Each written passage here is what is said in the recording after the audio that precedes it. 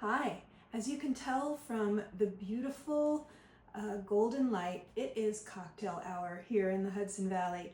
And I just made one of my favorite non-alcoholic cocktails, and I thought that I would make it for you before I actually ran out of ingredients, which I'm about to do.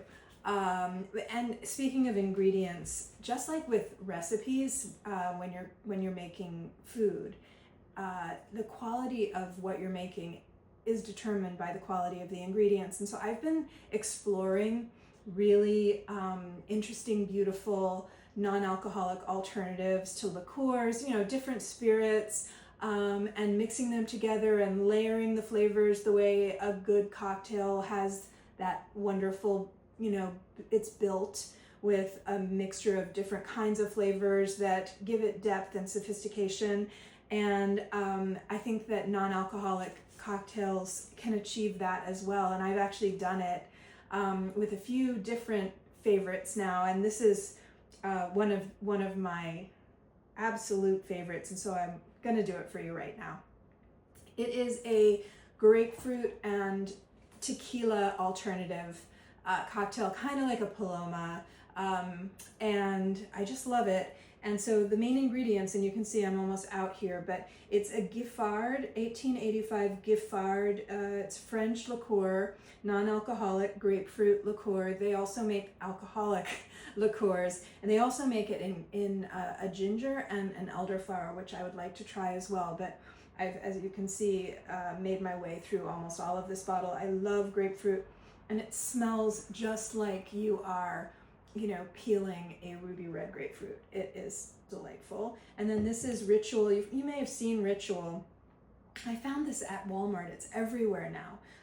And this is the tequila. They have all different alternative liquors, but this one, if you wave this under somebody's nose, I think they'd be hard pressed to tell the difference. I think they would say, oh, that's tequila.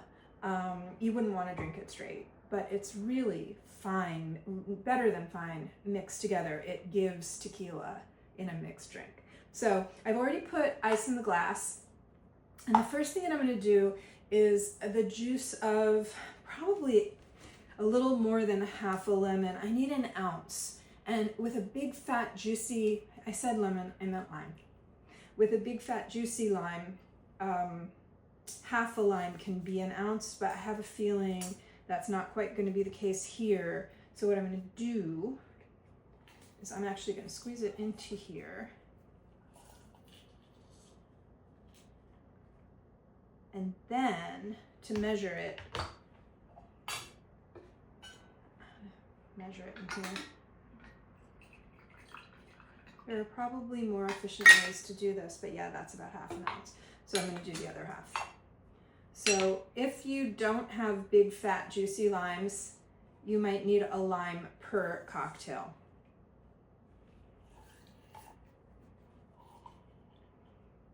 But the last lime that I used, it was half a lime per cocktail. All right, so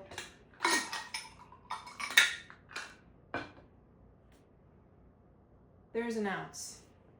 I'm going to pour the rest out. Where am I going to pour the rest out? I'll pour the rest out here. And then I won't use this. I'll use this for something else. All right, so I'm going to pour that back into my shaker now. Did that make any sense to you? There's an ounce of lime juice. And now I'm going to do an ounce and a half. I'm going to use, so this is a jigger by OXO that actually has the lines on the inside for both ounces and teaspoons. So I'm going to do an ounce and a half. I could have just used that glass thing, which is also really handy. And the ounce and a half is the last of this tequila. And 1 ounce of this gorgeous grapefruit stuff. A little goes a long way of this because it's sweet and super, super intensely flavored, like grapefruit. It's really lovely.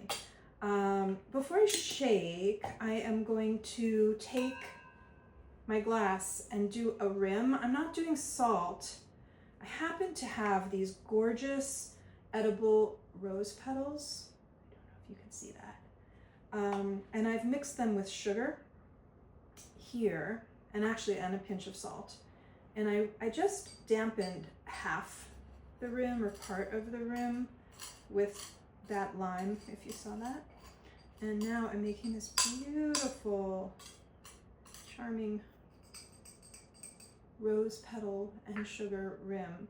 And I like to do a partial so that you don't have to have it every time, but you can do it a little bit. Okay, and now I'm just gonna shake.